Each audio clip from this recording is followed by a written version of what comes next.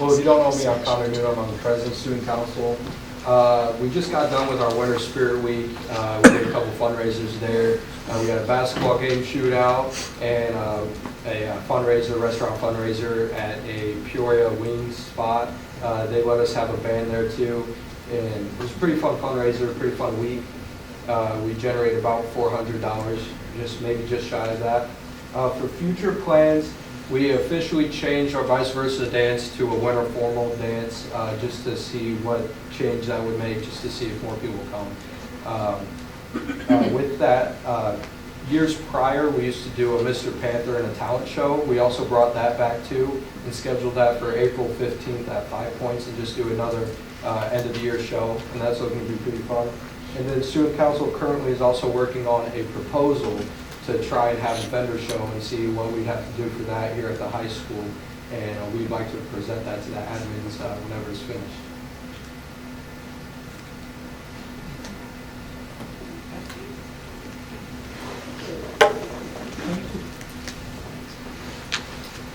All right, on to visitors and correspondence. We're going to start with the recognition of the 2020 ILMEA All-State Musicians. Brian are going to go up there, and if they call your name, come forward.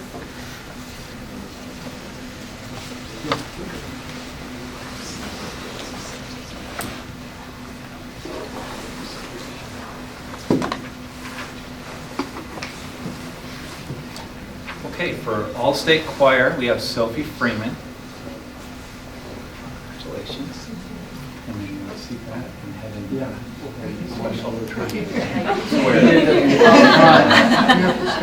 Also Kendall Girth.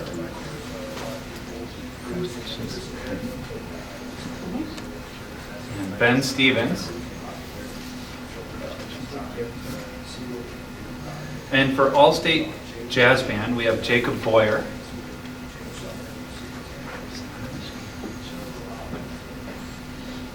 All-State Orchestra, Becca Bambrick.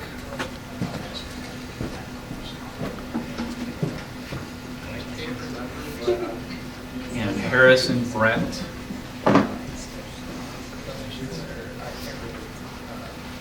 Madeline Broad.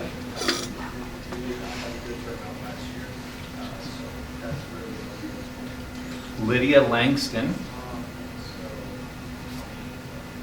Mackenzie Meyer.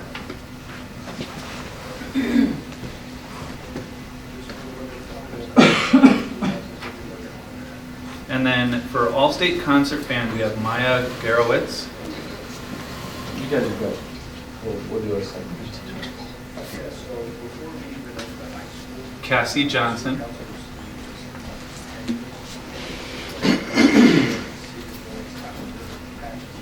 Sarah Lyons.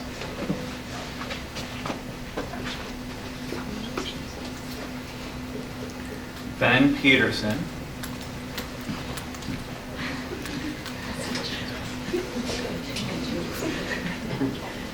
Cale Roberts.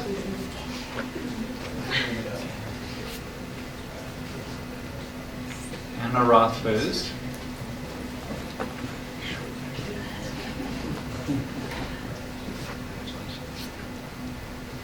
And Natalie Schnell.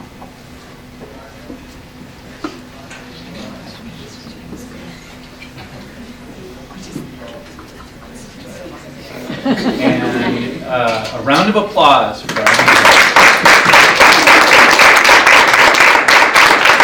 And I believe Dr. Sander would like to get a picture. Okay, here we go. Smile, everyone. I have all of your faces. One more. There we go. Thank you. And thank you, students, very much for all of that hard work. I know it's an incredible amount of time to put in all that practice, so we appreciate it, and we're glad to see you doing so well. Thank you. Maybe if we could for a second, maybe Mr. Tallman or Mrs. Green could kind of tell us a little bit about the ILMEA and Sure. the honors of the district. Got to be a record number of honors. So Okay. I asked if maybe somebody could kind of explain that. I can do that. So the students here some of them started actually probably last year. On their respective years, so working on additional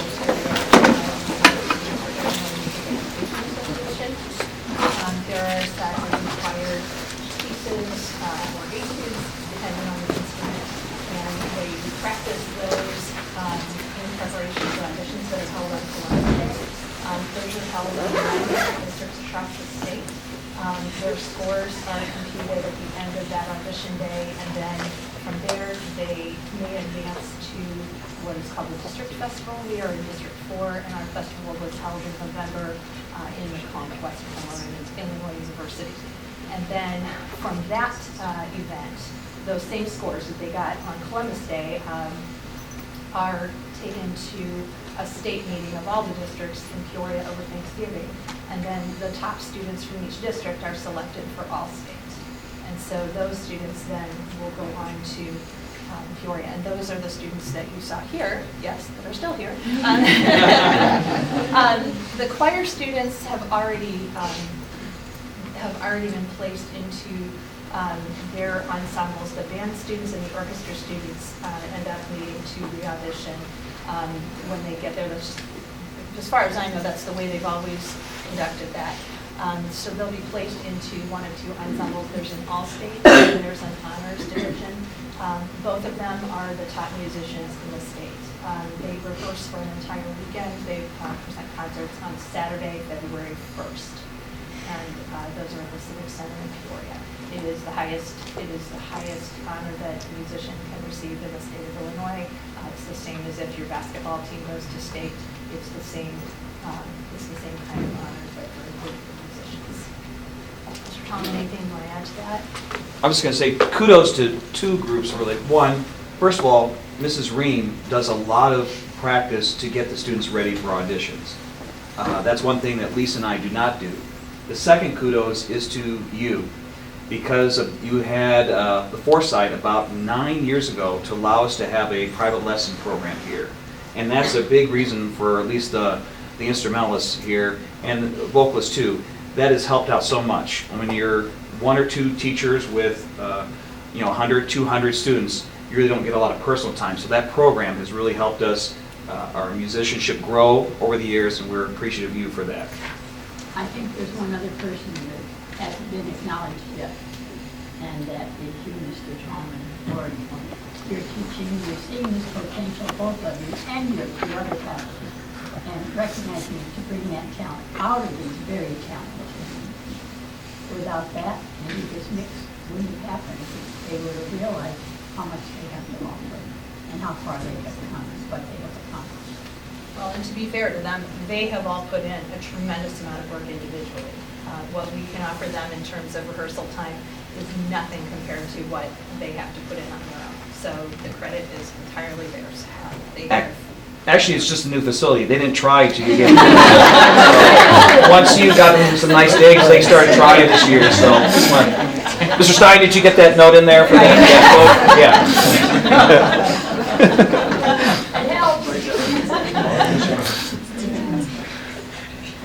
Anyone else have questions? This is the the highest numbers we've had. I believe so, Yeah. yes. So it must be the new one.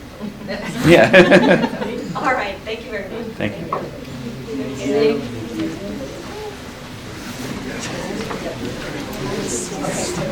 Now you're in My name is Laura Reed, do I have to put that first to you? Yes, okay, and I'm a resident of here. And I wanted to let you know about something that you may not have known, and that is some good news. Part of the ILMEA, Illinois Music Educators Conference that happens at the end of January is an awards presentation that happens for some music educators and some different people across the state. And one of the things that happened this year was that the music educators in Washington and the city of Washington came together and we produced a group nomination for administrators in the city of Washington, even though we are not one common district. We nominated administrators in the city of Washington. That has not been done before. They choose an outstanding administrator award, and I am pleased to report to you that Dr. Kyle Freeman has been selected for that award, in addition to administrators from District 50, 51, and 52. This is the first time that they have selected award winners from a group, as a group like that.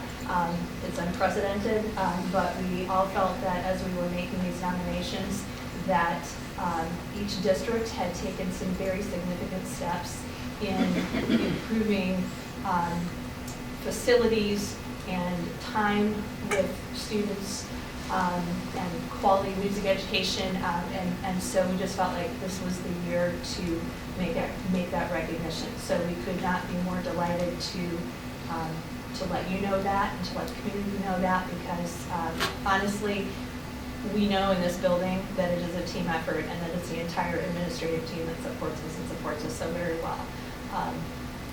But we wanted to let you know that this is happening because you will hear about it and read about it, because we don't intend to be quiet about it. So we are grateful for that, but I did want to let you know that had happened. That award will be presented, I believe it's January 30th. At the Civic Center at 10 o'clock in room 400, which is one of the large but large facility rooms on the second floor of the Civic Center.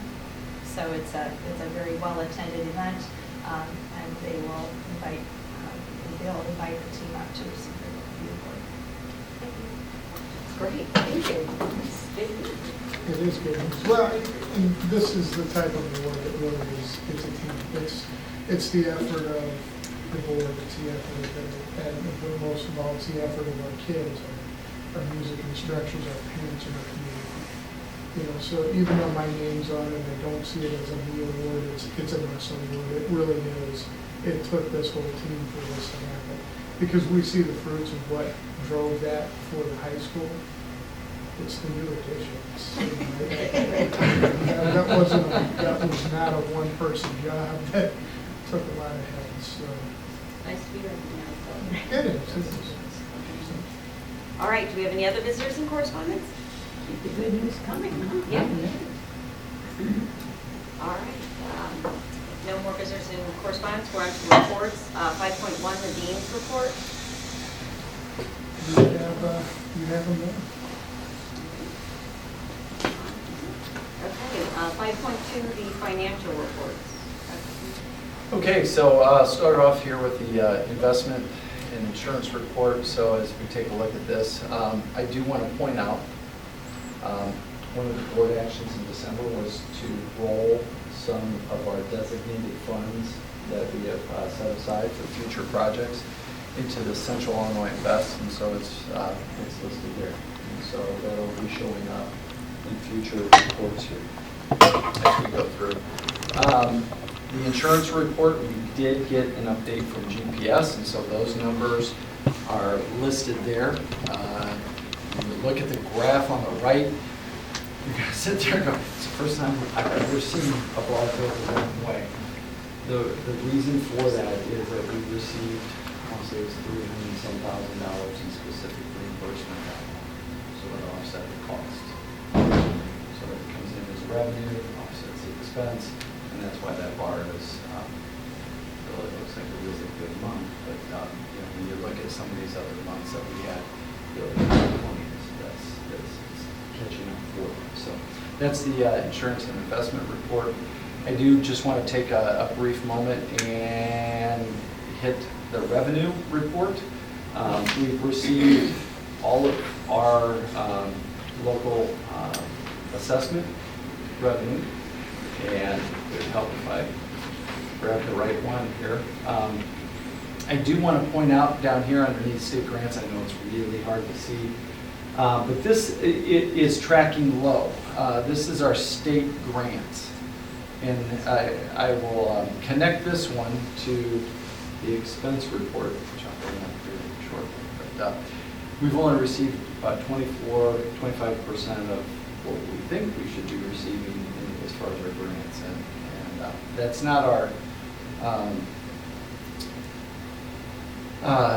evidence-based funding. That is, this is all the stuff that is reimbursement for transportation and special ed payments that we for tuition-based students. And so when we take a look at our expense report, we should be tracking at the 50th percentile. And so we're looking really good as far as our payroll. We're at 47.4%. So that's a solid number when we're halfway through our fiscal year. One of the things that just continues to increase, this is our out-of-district tuition cost. And so this is sitting here at, we've already spent 62.8%. So we're tracking a little bit more than what we had actually budgeted in that. One of the things that how we receive our reimbursement through the state, there's a formula that gets applied, and so we should be reimbursed for a sizable portion of those expenses from the previous fiscal year. When I say that that is tracking low, we can only keep our fingers crossed that they make their, what we used to call the categorical payments. Sometimes we don't receive all of our categorical payments in the fiscal year. Sometimes they lag behind. I'm going to keep a watchful eye out. We're halfway through the fiscal year, but I wanted to make the board aware of that one. That's a sizable number, and if we miss that one, it will have an impact on the budget. So, lastly, I do want to point out it's not in this report, but in the consent agenda, as I put in the Friday information. We do have a new account. It's the WCHS hardship account, and so that is listed under activity statement. That's down in the consent. Okay. Do you hear from the state at all about why they're so slow? Well, I don't want to say too much because they've been, so when I go back, let me go back to the revenue report. We have received what is called general state aid on this. This is our evidence-based funding, and we have received all of our payments going through that, and that's a $3 million. And so, if I had to pick, I'd rather have the state be timely with their evidence-based funding. Now, the state categorical payments, I know Dr. Freeman's been superintendent a lot longer than I've been an assistant superintendent, and I bet he would say throughout his tenure, it is very typical that the categorical payments I do not. So, I don't have a better answer than kind of it goes that sometimes we receive 3 categorical payments, and sometimes we could receive 2, and sometimes we'll receive all 4. You just keep your fingers crossed that over the long haul that we receive all of it. So I'll keep you informed when I learn, as we get into this next budget cycle and we're starting. Any other questions?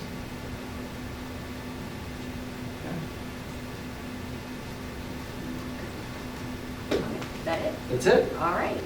On to 5.3, board committee reports. I don't think we had any committee meetings. So great. So move on from that. 6, discussion and information items. 6.1, resignation, L. Wellesley, of science teacher and assistant volleyball coach. Yes, you can see the letter. I think you get these from time to time, It's one of those cases where we hate to see it go, but we also understand what's going on. So it'll be a good thing for her if All right, 6.2, resignation of T. Gove as a special ed aide. very, very similar from seeing it. And that one's immediate. Yes, Same thing. yes. She resigned prior to break. Her last day was before break. She gave us 2 weeks' notice, but the second day carried in. All right, 6.3, school calendar for the 2020 and 2021 school year. Probably the easiest way to do this, Dr. Swain, would be to push it up on Zoom. Oop, wrong one. So there, I brought out the old color-coded one, because I think people kind of appreciate seeing some color. As you can see, we've kind of gone through this a couple of times. I worked with Mr. Kerwin, the WEA calendar committee, and obviously the other superintendents in the town to kind of work through what we thought might make some sense for everybody. We have to end first semester at Christmas break. It has to be done because of exams. And I will always say that's the best thing for kids, because if we don't finish by the break, it means that we're carrying over into the next semester, which means a lot of review, right, after the break, and you're going to lose instructional time. So this is probably about the latest date you'll see us start, the 17th. Having this year being the first year in a long time that we don't really have any major construction slated, we're hoping to get a lot of maintenance done this summer. Could actually use the longer break to get a few things done around the school. And I think Gavin's will appreciate the fact that they can get all the floors before school starts this year. So with 17th will be a Teachers Institute, 18th the first day with students. And then I'll just hit the big ticket items from there. Parent-teacher conferences set in October on the 22nd. That evening will be the Thursday night conference, with the half-day conference being on the 23rd. Okay, so that's the Thursday, Friday combo. Had a lot of feedback from teachers. We'd originally kind of slated it further into November, but they like the earlier conferences. I think they like the opportunity to work with kids a little bit during the semester and parents. Obviously, you see Thanksgiving break there. Christmas break, our first, the exam days will be the 21st and 22nd, with the break actually beginning on the 23rd and ending on the 5th. We moved the Teachers Institute day to the 6th, which was a request by the union to try something a little different this year. And with Christmas falling on a Friday, that kind of made this calendar a little bit cumbersome. Of all the days of the week that Christmas can fall on, Friday is the one that probably causes the most stress and strain to this process. Then, as you can see, if you get down to March, the 29th, 30th, 31st, 1st, 2nd, that would be spring break. The nice thing is Easter Sunday is the 4th, so we're able to tie those two together and pull the day back. And you see our last day with students on May 25th, Teachers Institute the 26th. The two blue days there, the 27th and 28th, are emergency days, as well as the 1st, 2nd, and 3rd. So that's the calendar in a nutshell. Any questions? I have a couple questions. Mhm. On the start date would be the 18th, and would you know what the start dates for the feeder schools would be yet at this point? No, they haven't all laid them out, but I think most of them are in that or even later. For example, 51 isn't starting until after Labor Day because of construction. So they will not be the same this year. That's, What about the Christmas holidays? Will they be similar? they're going to be pretty close. I think most of us are looking at the 23rd. I think, once again, I go back to, I think District 51 is going to probably come back on the 4th. 52 was right in line with this. And then 51, I'm still waiting to get there. As far as the January days for the Teacher Institute, there are other districts that I've been in touch with that does do that, and they like it very much as far as the teachers that I've talked to. Yeah, the reason, and I told the staff the same thing today, the reason that institute really will probably be back on the front end from now on is because if we have a snow day on an exam day, it's a fallback. So we could bring and get the exams done before they leave on break if we have the space to do it. And that's why that teacher does it. And that has happened since I've been. We had to cancel school one day on an exam day before the ice. And I will tell you, moving that exam beyond the Christmas break was rough on a lot of people, especially the kids. And then one last thing, graduation would be on May 17th. That would still be on the... 16th, I mean. That would still be on the usual date, which I believe is the Sunday. The third Sunday.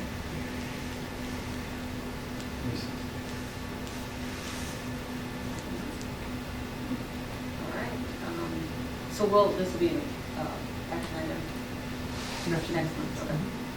This calendar, you've already walked it through the union, so this one's pretty firmed up by now. Yeah, it's pretty set. I don't think anything will change too much. I'll hear a little bit from the other districts and where they're at after the conversations with them.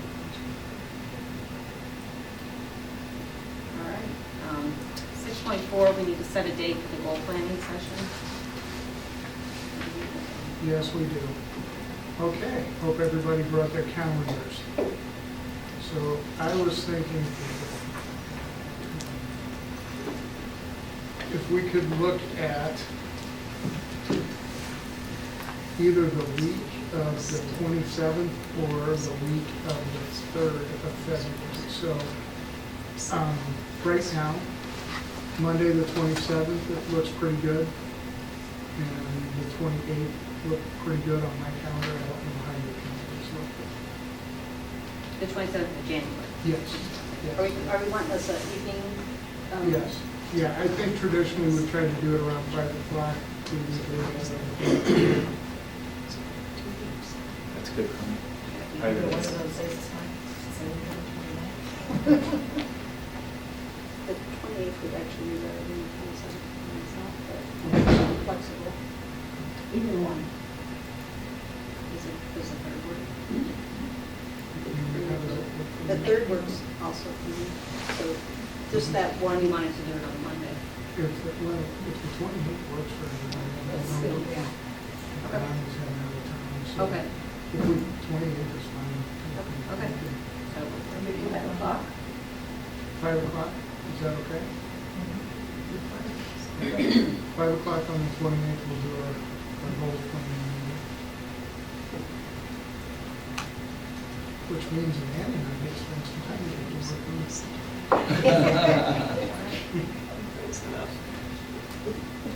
And will we have some of the administrators? Yes. Okay. All right, 6.5, school maintenance project grant. Just want to include this information, so when you click on the link, you get a 30,000-foot overview of that, and then when you click on that link, it takes you right to it. It's probably something that will make our next facilities committee agenda. I'm sure we'll talk about it in the finance committee as well coming up, but I do want to point out February 14th, 2020 is when the applications are due. So you don't have to have a project like committed. It's just the application for a potential project. If we get awarded, we can execute it based off of our timeline. You're saying how competitive is that? Well, on this, it says that there's $44 million available for it. Keep in mind, it's only $50,000 grant. And I'm sure that there's bigger districts that may receive multiple grants within their district. But then there's a lot of districts that don't apply because they may not have something queued up. And so, we've got this out there. I really believe, when they preface FY 2020 round 1, I do think that they'll go through this first round, they'll award the grants. And then after the grants have run their course, then I don't want to say I'm confident, but I wouldn't be surprised if they did a round 2. So I think that if we apply, we'll have a good chance of maybe we'll secure $50,000 to go up to $50,000. It's a matching grant, so naturally if your project's $100,000, state's going to pay for half of it. It's just that easy. And so you don't have to name something specific, you can just ask for it. No, you do, but what I was trying to say is you don't have to have that all like queued up, ready to go, and you're going to be going out and getting bids and all that. So we just there's got to be official board action. It's been a number of years since we last did this. I think it's 2014. I'll pull the binder, and I know the last time Mr. Gerken was the president, we had to get documents signed, and formal board action. Every time we get those put in it. And so just to give you a real quick idea, all the HVAC units in the 75 edition were replaced. We ended up in round 1 and round 2 getting 18 of those units replaced. And then in another grant cycle, we had some of the paving work covered for the tennis court project. So we had 84,000. That was all the asphalt work. So 42,000 out of it from the state of Illinois for that project. We do have a couple ideas for what we can do, things that are needed. One of the things you've heard us talk about is parking lots. And if we were to talk about maybe doing some work on the teacher's parking lot, we think we could add an extra line of parking spaces and add about 40 spaces, which we could use, and then talk about the potential of blacktop.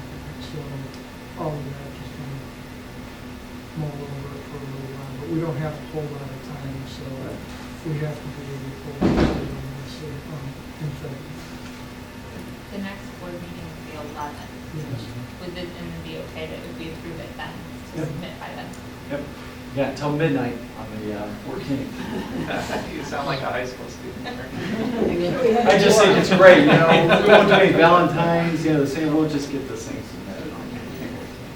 And as a matter of fact, I think you'll probably be hearing from us soon on the facilities meeting together. I was thinking maybe next week, so I shot something out to Brian Faulkner today about the potential of that, and I'll get in touch with him tomorrow and say, okay, tell me when you're available, and give me a couple days, and we'll do what we always do. Shoot out some emails and say, all right, here's some potential days, tell me what works. Anything else on that? Okay, 6.6, the SRO contract renewal.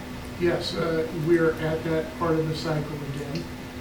I'm still waiting to get a copy of that. It should be in my hands this week. As soon as I get it, I'll probably send it out on Friday, just so you have a copy of it, to get a chance to kind of read through it. There is a little bit of an increase, but I think it's the contracted increase with our employees, so. The city council approved it when we went last 99. Yep. Yep, so, and I think, if I remember correctly, but don't hold me to this, last week was the first week of school since break ended, so getting through that's always entertaining, but I want to say it was around 2.5%. We do that every once a year. Yes.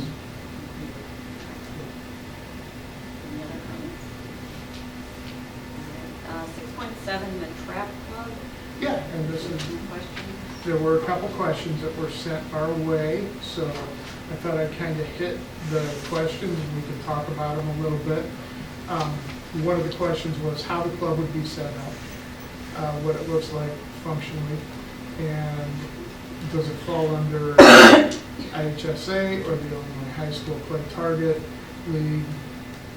And so I sent these questions also to her, so I got some answers for these questions directly. And that first question, it does have to follow the guidelines of IHSA because it's an emerging sport. So anything that applies, that means all things like no pass, no play, students would have to be residents, all the things that apply to any IHSA sport will apply to this. Okay. The Play Target League is similar to like our conference, that's the best way to put it. So it has rules that are a little more constricting in places. They would be following those rules as well, just like the Mid-Illini Conference having rules for schools. They would need to follow that Play Conference League rules in order to be able to compete. They fall under the umbrella of the IHSA, but it's almost like having a little sub-conference within there, so they have a group of schools and other programs that they can compete against. The difference between an IHSA emerging sport and IHSA sport is the state series. There is no state series in an emerging sport. They don't have enough teams yet in the state of Illinois to do the regional, sectional, and state finals. Okay, so there's that. One of the questions was, how does student safety play out differently since this is a club versus an IHSA sport? What are we looking at for transportation management, coaches, et cetera? This is going to sit as a club, and if we are working with, in this case, a group of volunteer coaches, they're going to be controlling that club through that organization. They will have to follow school rules. I mean, if it becomes a high school club, then all of our rules apply to that club as well. Okay, so standard things, they'll have to submit to our requirement for random drug testing. All those kids will have to be in that hat. They'll still have to follow our no pass, no play rules. Athletic code applies, activities code applies. All of those standard things that we see here do. It is a club and a sport. It's kind of a hybrid. So it's a little different than what we're used to seeing because it's sitting in a different world with that emerging sport. I would like to try to find somebody on staff that would be willing to help sponsor, because I think that gives you a better link between the school and the program. But I've got to find the right candidate for that. That right now may not be real easy to do. I have to find the right people with that interest. So, Do we have any, that's a hybrid in the past that has worked out and turned into a sport, an emerging sport? well, Or is this the first time this is? for us, this is the first time we've done the emerging sport thing. Okay. Okay. Lacrosse at one time was an emerging sport, but when we picked it up, it had become a sport. Okay, so this is a little different world. So my suggestion is when we go through all of this, if you do pick it up, you pick it up under the rules of a club, which the way we handle clubs is we bring them in as a pilot program to make sure that they're going to last before it becomes a full-on official club. Okay? At the time it becomes a club, then we'll have to figure out what that means as far as, we do have chess, by the way, which they do have a state series for that, but it kind of would look similar, I think, to what chess is, other than, obviously, because this is trap shooting and it involves guns, it is not going to happen here at school. As far as school transportation goes, we can't transport. We can't put guns in a school vehicle. So the transportation costs would solely be on the parents. That's not going to be a cost to us. Okay, so at this point in time, as far as costs go, we won't be buying equipment because we're not buying guns. We're not going to buy ammunition. You know, play targets, I think, are covered by the association. So we're looking at, in this one case, zero cost. Until it actually becomes a club, then at some point we'll probably be talking about paying a sponsor.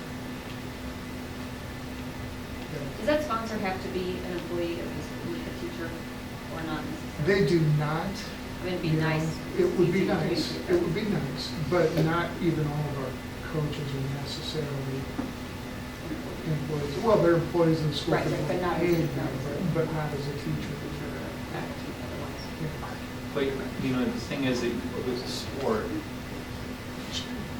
they're usually, you know, sort of different tiers and so on, like freshman, sophomore, senior, varsity. So you would have a school teacher, a teacher from a school usually who's coaching somewhere in that system. Chess would be an example.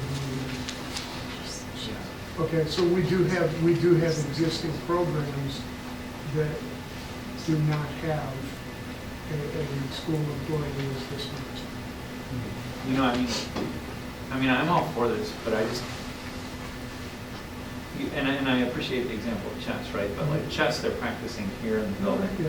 And then with this, we've got kids driving to, you know, I mean, are they driving independently? Does a sponsor drive them?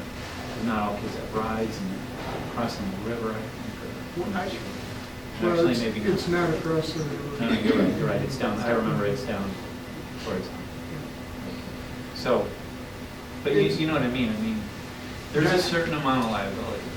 Well, and that's where the question is, yeah. That was my question exactly. What is our liability? Well, if it's our sport, it's gonna fall under our liability umbrella coverage. And if something occurs, then if we have picked it up, if it's board approved, then we are going to carry some of that liability. I mean, that's the reality. And I mean, even just ethically, right? I mean, and this isn't anything to do with who is interested in sponsoring it, but just realistically, I feel responsible because if we sponsor a club, that those kids are going to get there and back safely. You know, adults have some bad behavior sometimes with young people, and I'm concerned about that part of it. Okay, so, to follow up on that, but aren't all of the guns kept off-site at the ski track club? So they would, We will be providing them. If a child has his own gun, they're not permitted to possess a firearm. right, they have to. Legally, by Right, state yes. law, until they're 18. That's their parent. I mean, if their parent, if dad says, hey, go take the gun, then they're done. Right, I so mean, there- that's a state law. There's zero tolerance when it comes to a firearm. so for transportation, a lot of times, if any of this, would there be a situation where the school would provide transportation in a vehicle to and from the place with no, okay. If the school's willing to do that, but I really don't see a reason why. I mean, we're more than one. You're not allowed to have a firearm on school property. Right. So we would have to, they would have to come to, say, us. But like I said, we've already laid this out where we have it set for, and our instructors stand behind each student at all times. There's 5 on the line, and each one of them will have an instructor for safety standing behind. Okay. And- My question was just about transportation. Right, we'll transport understand that. the ammo, the weapons.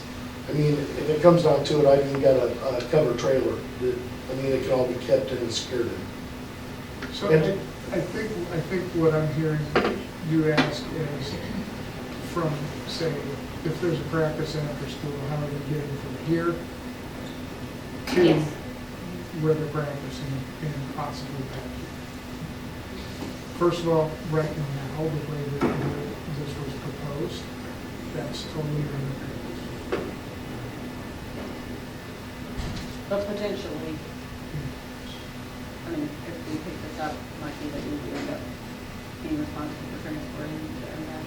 It depends to what level you pick it up and what you choose to do. I will say that there are schools now, and a good example is the current wrestling club. All transportation practices is the parents' responsibility. So for the elementary schools, they're all going to 51. But if you're at 52, or if you're at 50, to get from your school to practice, that's on your parent. That, once they're turned over to the parents, that becomes the parents' responsibility.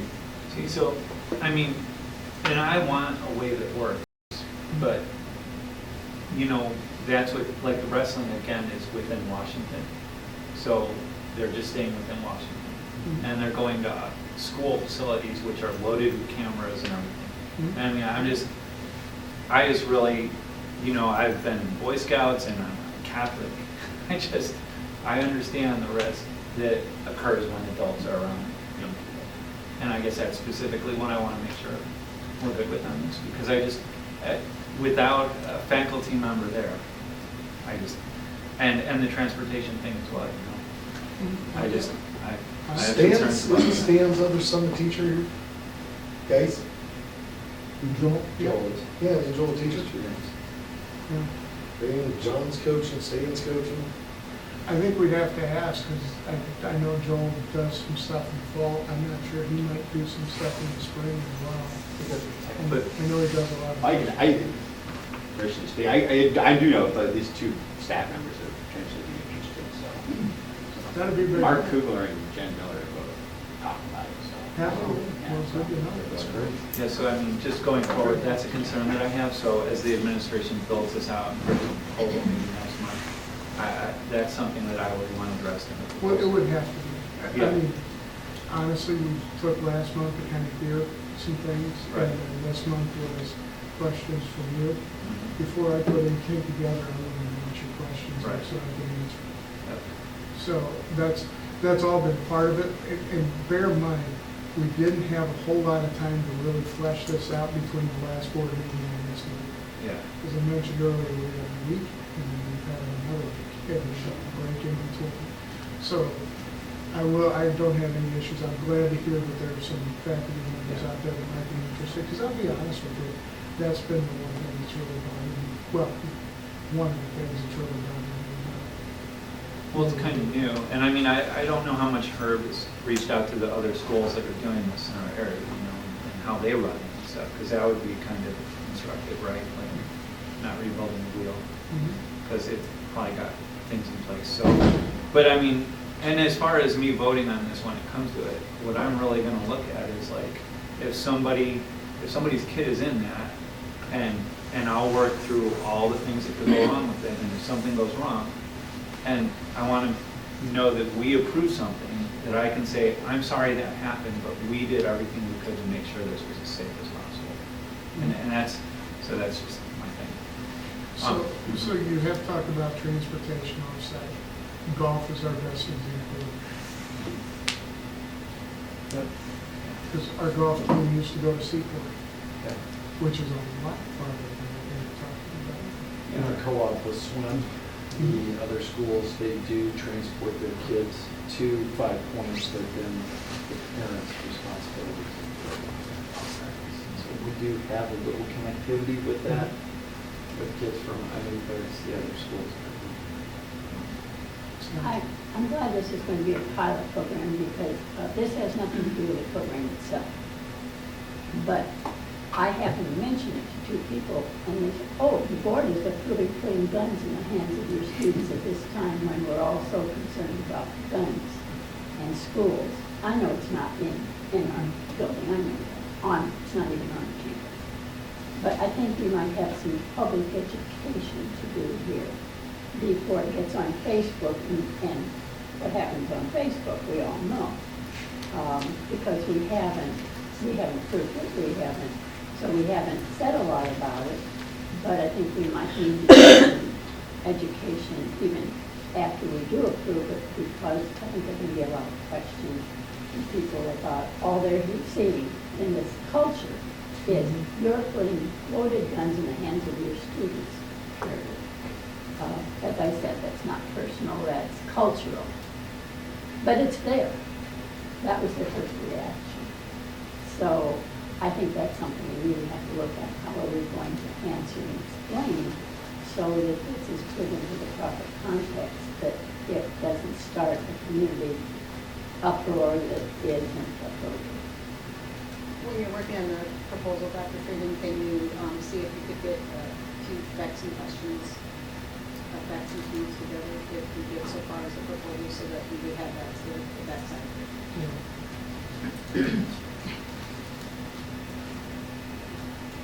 All right, so if you have any questions between now and the next meeting, we'll just reach out to you. Okay. Please do, because the more questions you give me, the more in front of this I can get. Okay? And I'm just trying to get answers for you, so I want to make sure you have what you need to make a good decision. Did we get all your questions that you Well, had? I had one more. So, I mean, the Illinois State High School clay target league is what is going to run this more or less, right?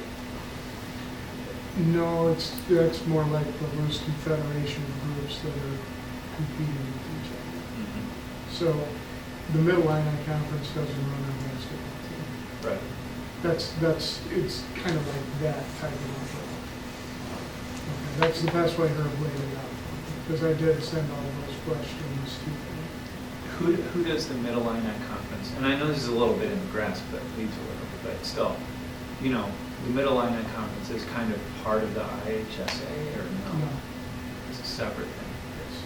it's an Okay. affiliation to school districts. Okay. All right, yeah, okay, great. So and for just the background on that, for everybody who wants to know, the way that basically worked out is those districts that are in there, we meet regularly to talk about issues. and potential new requirements or things we want to update in our code and bylaws to provide, like, first team captains, or what do we expect for, we try to keep our conference games on specific nights. We've talked about how to flip things to make them more equitable. You know, it's this constant conversation about what's best for the conference itself. And I think that's what you're looking at with the Lake Target Association. I'm assuming that it's a confederation of all the groups that compete, right? Yeah, it's pretty much the coaches. I mean, that's the number one in all this is safety. Win or lose, who cares? It's safety. I mean, all it is offering a child who doesn't have to have an athletic ability another option, besides drugs and alcohol and going the wrong way. One other question that you might be able to find out, can you find out how many people are piloting this right now in our area I don't know that a lot of piloting it. I think some people picked it up. as of well? Yeah. Did you get a number on that? I can try it. Okay. And by area, what do you mean? Well, I know it's emerging sports, so there's probably X number in the state, right? So 40. There's 40? That's actually. And if you go to the IHSA website, I mean, you can It says find, that? because Okay. we have to register, if we do it, we have to register it as an emergency sport, and Okay. it lists some of them. Yeah. Some of them are around Yeah, here. So I mean, that's Yeah, something that we Canton, can definitely. Canton, Brimfield, Elmwood, Chillicothe just approved it, what, 3 weeks ago? Okay. That's about it. What year did they start doing this? Was it just this past, how many years has this been? Oh, it's been quite a few years. Brimfield's been in it for quite a few years. Okay. It's mostly, it's been down south, but there's quite a few teams up north too, much now, which is surprising. I actually know when it picked up because it was superintendent in the Rapids at the time, and Sparta was just putting in world-class track range. Okay. And that's about the time that it picked up as an emerging sport in the state, so it was the early 2000s. So it's been around for a bit. So there should be some pretty well-vetted programs. There are. Brimfield's offered all kinds of help. They've been there, he's invited us over. The last thing. In Canton's actually listed on the website, so their program is established.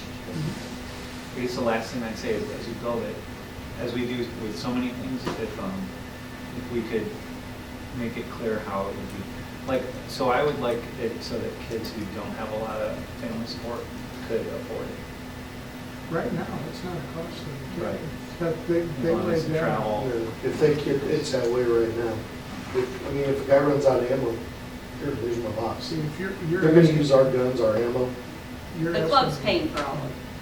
No, personally, I mean, I've got no problem. But I mean, no individual's responsible, like if you have money, you pay, and if you don't have, I mean, I would think the club would pay. No, for it. we've got donations. Sure. Pheasants Forever's already offered up $1,000. There are probably people who prefer to use their own equipment. Right. When I hunt, I'm pretty specific on what I need to shoot, to be quite frank. And I think that's the way they probably feel. I have probably 30 shotguns, and you know what? Try this, try that. Whatever that kid shoots best with, I will make sure I have it for him. Well, hopefully But we there's can not going teach to them be how. anyone for financial reasons that can't. No, this is open to anybody, male, female, handicapped. I mean, if the child's in a wheelchair, he's more than welcome to come shoot.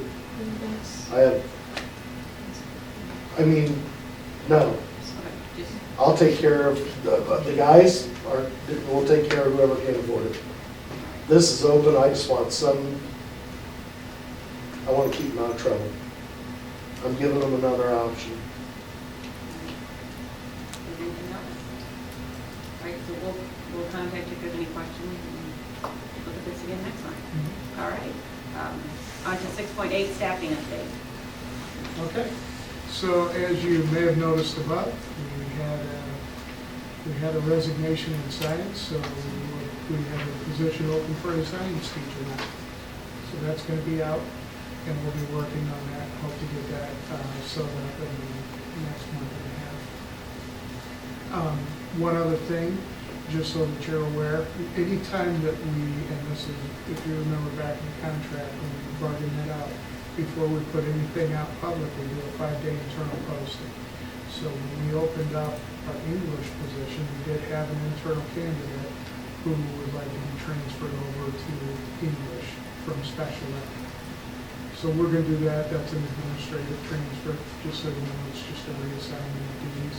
We're going to move her over to English and then moving out to special ed. Okay, so we have 2 special ed openings. I don't want that to throw anybody off. I just want to be here.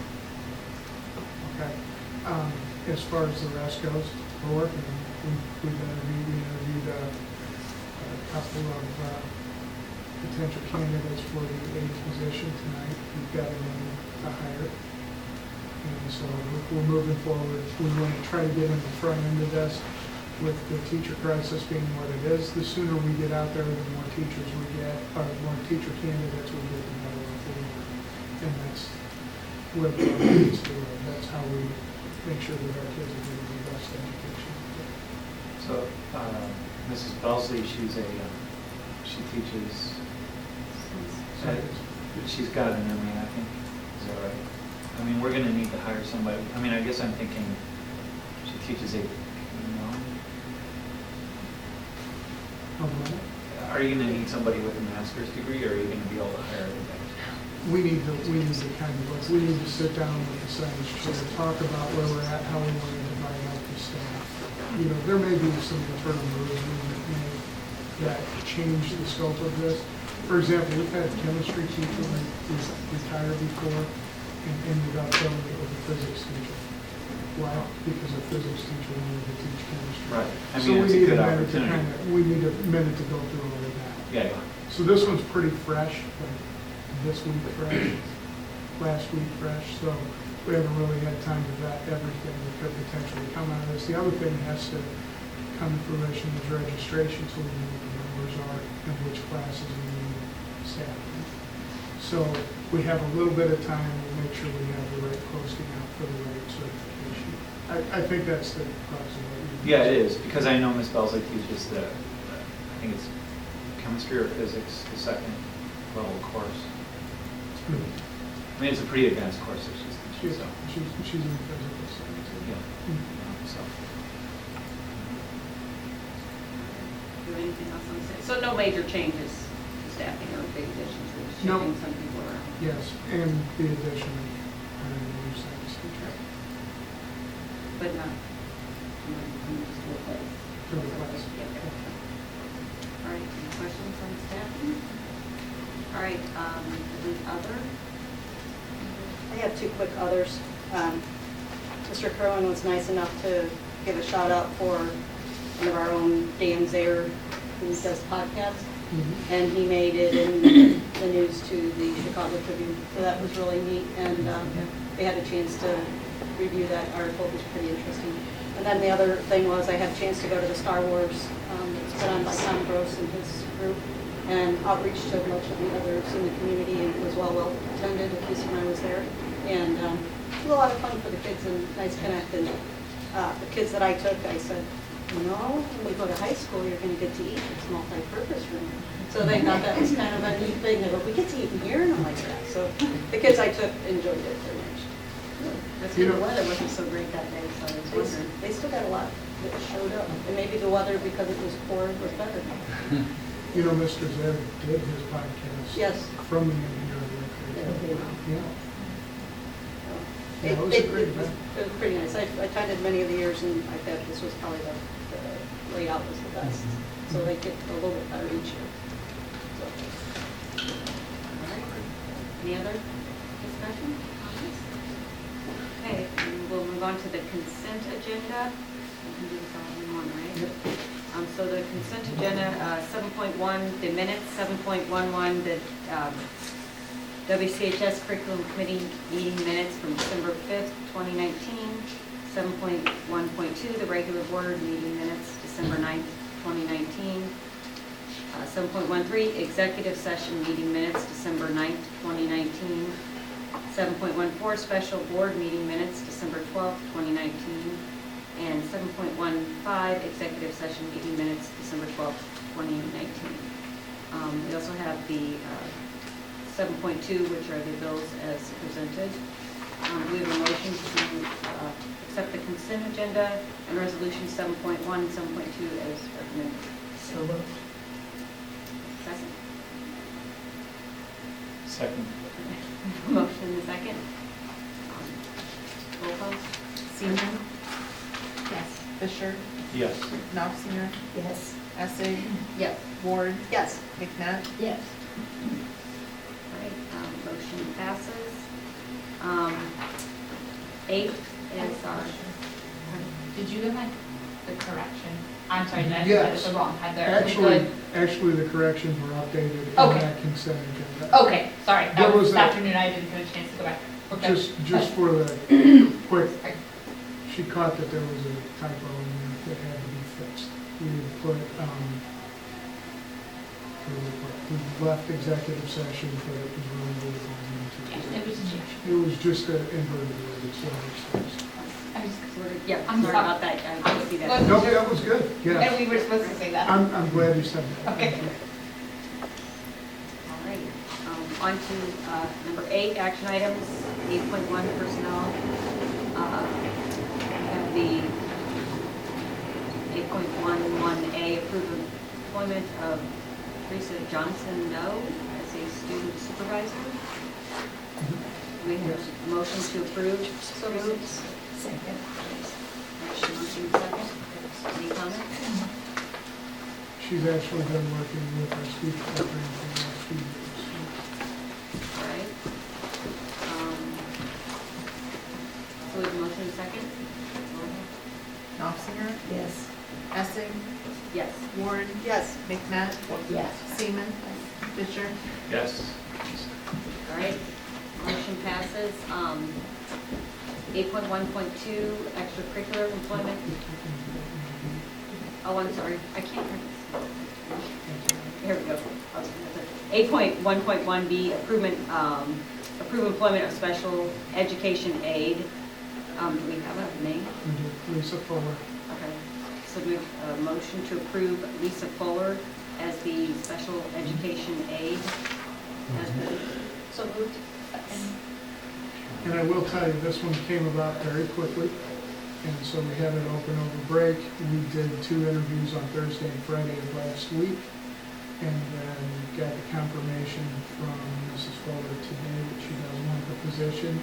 So until I had all that information, I really didn't have anything to add to the board packet. So you do have a copy of a resume there, so if you have any questions, fire away. I will tell you, really, way overwhelmed by that. Super close. Yeah.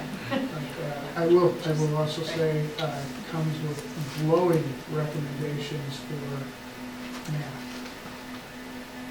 I'm just saying Yeah, no, I can look at that over some wow, that's that. an impressive resume for me. Yeah. Okay. Okay. So we had a motion and a second, right? So we just need roll call. Essing, Yes. Ward, Yes. McNutt, Yes. Seaman, Yes. Fisher, Yes. Knopfinger. Yes. All right, motion passes. 8 point, whoop, We're not ready for that one, so we're never going to mind. skip that one. And I will say this, just so you know, all our aides do a tremendous job. I'm very impressed with what they do. When we're talking overqualified, it's just talking about Right. educational credentials, so Yeah, please right, yeah, no. don't take that the wrong way. Okay, so we're on to, I'm skipping that one. So now we're on to 8.1.2, extracurricular employment. 8.1.2A, approve employment of Daniel Richardson as the head girls lacrosse coach. We have a- Can I do this? Yes. Okay, and then 8.1.2B, approve employment of Samantha Braun as assistant girls lacrosse coach. So moved. Second. All right, we have a motion and a second. Any comments? Both of them have been around lacrosse for a while, that is good. I know that Herb has a lot of confidence in bringing them in. Okay, great. Roll call? Warren, Yes. McNutt, Yes. Seaman, Yes. Fisher, Yes. Knopfinger. Yes. Essing. Yes. All right, motion passes. And number 9, executive session, 9.1.5. Need to read this? All of this? It's up there. Okay, 9.2.5. Do I have a motion to go into executive discussion for those purposes? So moved. Second. Great. Motion and second, we roll call. Knopfinger? Yes. Essing? Yes. Ward? Yes. McNabb? Yes. Seaman? Yes. Fisher? Yes. The only action that'll be after that is they'll approve which executive session minutes will go public and which will stay.